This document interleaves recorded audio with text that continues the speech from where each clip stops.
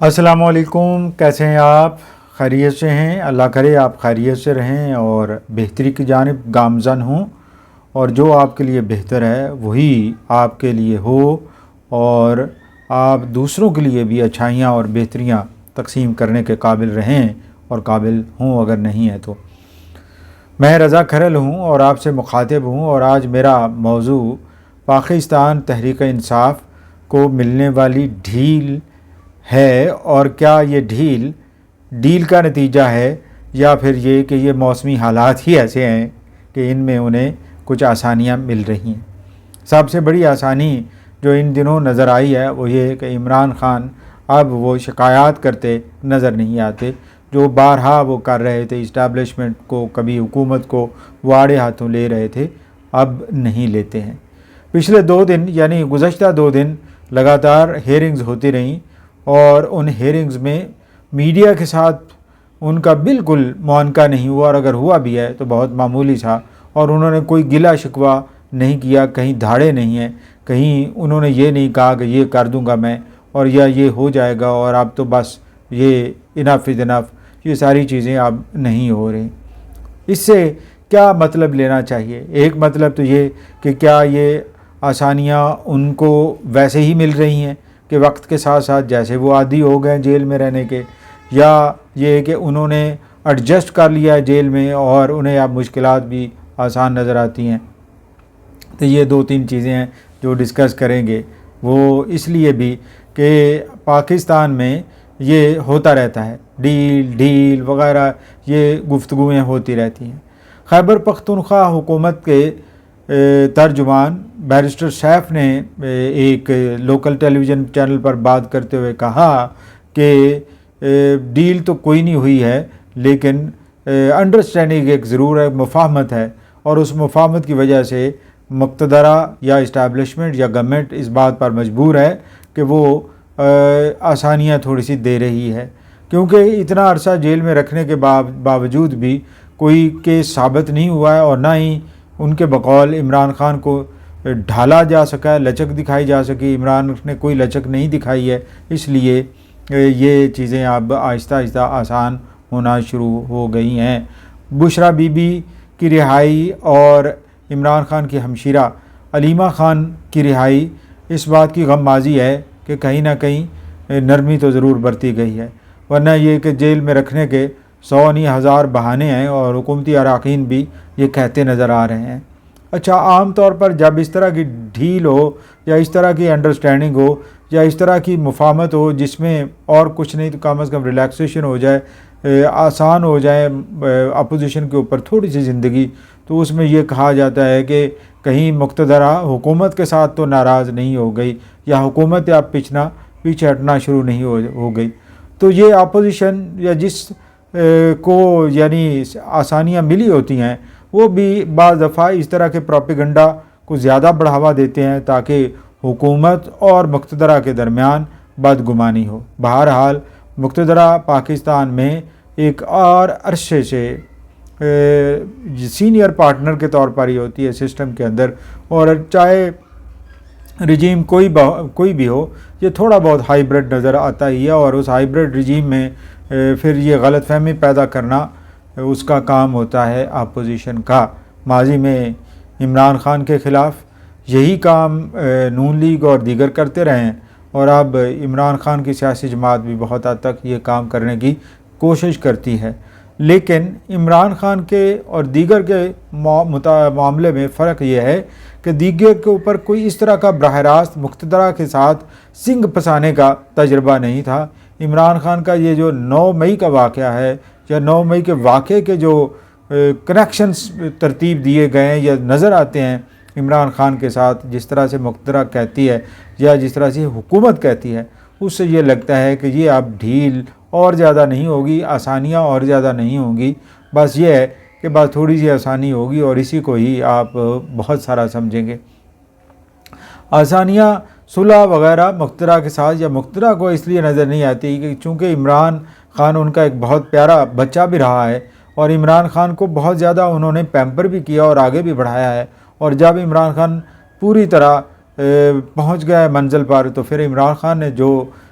جس طرح سے رنگ نکالے ہیں وہ رنگ مقتدرہ کو کبھی بھی قابل قبول نہیں، اور جو نقصانات ہوئے ہیں مقتدرہ کے وہ بھی ان کے لیے قابل قبول نہیں ہیں۔ اس لیے میں نہیں سمجھتا کہ آگے بہت زیادہ ڈھیل ہوگی۔ ہاں، یہ ڈھیل ہی کافی ہے کہ کچھ لوگوں کو چھوڑ دیا جائے اور تاثر قائم کیا جائے، اور پھر قانون کا تقاضا بھی تو یہی ہے نا کہ آپ جس طرح کے ان کے اوپر پرچے ہیں، مقدمات ہیں، ان میں آپ زیادہ عرصہ اندر بھی نہیں رکھ سکتے۔ ہاں، 9 مئی کے مقدمات کی کچھ بات اور ہے، اور اس میں بھی کافی زیادہ پشاور سے اور ادھر ادھر کئی لوگ آزاد بھی ہو چکے ہیں اور باہر بھی آ چکے ہیں۔ اب آگے کیا ہوتا ہے اس کا تو نہیں بتایا جا سکتا، لیکن جو اس وقت حالات ہیں ان کے مد نظر یہ کہا جا سکتا ہے کہ عمران خان کے لیے بہت زیادہ آسانیاں نہیں ہوں گی، کیونکہ انہوں نے جو ریت حکومت کا یا مقتدرہ کا ارن کر لیا ہے 9 مئی کے واقعات کے تناظر میں، اور ایک کانفلکٹ کی سیاست کر کے، اس کے پیش نظر یہ ممکن نظر نہیں آتا کہ انہیں بہت زیادہ آسانیاں ملیں گی۔ آگے آپ بات کرتے ہیں کہ کیا ان حالات میں انہیں آسانیوں میں پی ٹی آئی کر کیا سکتی ہے؟ کیا وہ احتجاجی سیاست کی طرف جا سکتی ہے، اور احتجاجی سیاست کے نتیجے میں وہ کیا مفادات حاصل کر سکتی ہے، کیا گینز ہو سکتے ہیں؟ تو یہ بھی کوئی واضح آپٹیمزم نظر نہیں آتا کہ ماضی میں جتنی بھی سیاست کی ہے، احتجاجی سیاست میں اس کو کہوں گا، روڈز پر جو سیاست ہوئی ہے اس کے نتیجے میں لیڈرشپ کو نقصانات ہی ہوئے ہیں۔ ایک تو یہ کہ اکثر لیڈرشپ یا مقدمات کی زد میں آئی ہے، یا پھر اور زیادہ مصیبتیں ان کے اوپر آئی ہیں، اور جماعت کے اندر یعنی تحریک انصاف کے اندر بھی رفٹس اتنی زیادہ ہوئی ہیں کہ اب ان رفٹس کے ہوتے ہوئے ان کے لیے احتجاجی سیاست کو لے کے آگے چلنا آسان نہیں ہے۔ پی ٹی آئی کے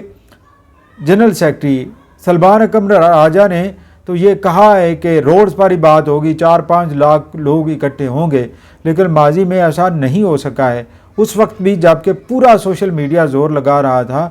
پی ٹی آئی کو سپورٹ کرنے کے لیے، اور پی ٹی آئی بہت زیادہ ایکٹیو نظر آئی سوشل میڈیا پہ، لیکن پریکٹیکلی اور ایکچولی روڈز پر لوگ نظر نہیں آئے، اور اسی وجہ سے ان کو زیادہ سختی کا سامنا بھی کرنا پڑا ہے۔ یوں لگتا ہے کہ نواز لیگ نے یہ بہت حد تک کاؤنٹر کر لیا ہے۔ اب رہ جاتی ہے اوورسیز کی، تو اوورسیز میں جب تک یہ سپلنٹرز ہیں لنڈن میں ادھر ادھر ہیں پاکستان تحریک انصاف کے، اس وقت تک کچھ نہ کچھ ہوتا رہے گا، اس کو روکا نہیں جا سکتا۔ اور پھر انگلینڈ کا قوانین بھی کچھ ایسے ہی ہیں کہ احتجاج کرنے سے نہیں روکتے۔ ہاں، تھوڑی سی ہزیمت ضرور ہوتی ہے، اور اس کے بعد پھر معاملات جوں کہ توں ہو جاتے ہیں، انٹل اور انلیس کہ جب تک کوئی فزیکلی کسی کے اوپر اٹیک نہ کر دے یا ہریس نہ کر دے، اس وقت تک یہ معاملات ایسے ہی رہیں گے۔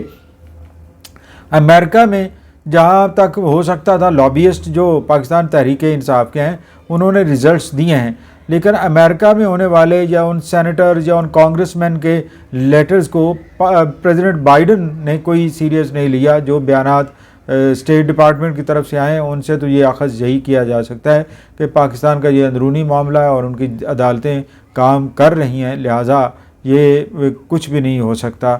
کچھ بھی فائدہ نہیں ہوا ہے۔ اس کے مد مقابل جو اس کے رد عمل میں پاکستان کے 162 ممبران پارلیمنٹ نے بھی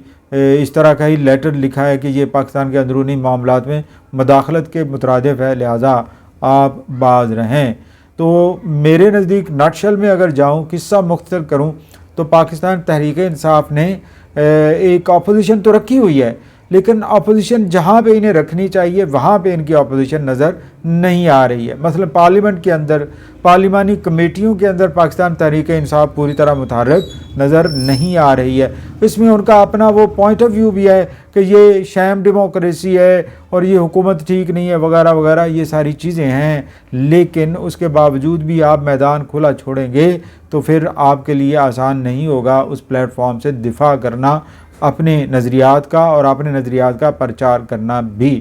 یہ تو پارلیمنٹ کے اندر کی بات کر رہا ہوں، اس طرح دوسری سیاسی جماعتوں کے ساتھ بھی ان کی نیگوسیشنز کی پاور نہیں ہے، اور اس کی بھی سب سے بڑی وجہ عمران خان کی اپنی شخصیت ہے کہ جس میں وہ دوسروں کو بالکل بونے سمجھتا تھا اور انہیں چور چکے کہتا تھا، تو اب ان کے ساتھ بات کہتے کرے